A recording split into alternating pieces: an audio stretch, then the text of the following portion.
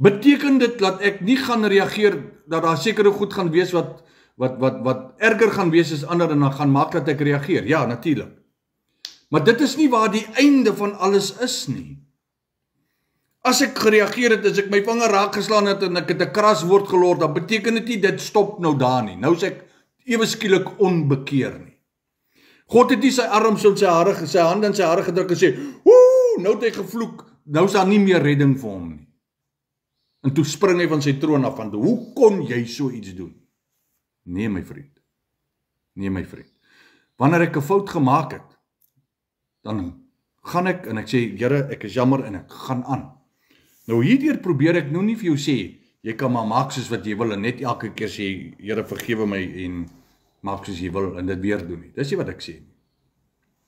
Maar wat ek vir jou sê is, hierdie is 'n proses. Onthou, ons is in 'n migrasieproses. Hier is 'n hyena wat gaan byt. Hier is 'n krokodil wat my gaan jaag.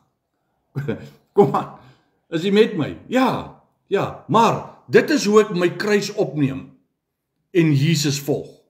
Dit is hoe ek myself verloon en God volg. Ek het baie jare terug, het ek in die huisgenoot ek om nog gelees het daai tyd.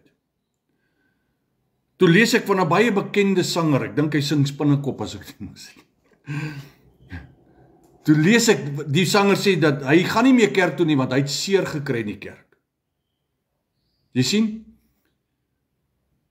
Die feit dat hy seer gekry het in die kerk, beteken en sê vir my, daar was te veel van hom in hom. Die vlees het nog gelewe.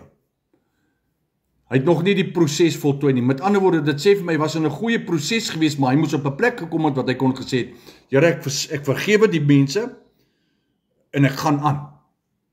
Jy sien, want daar in Pick n Pay skinder mense ook. Maar jy koop nog steeds daar. Daar in Checkers, hulle skinder daar ook. Hulle vloek mense daar, maar jy gaan nog steeds so toe. Maar wanneer mense in die kerk skinder, dan wil jy wegbly.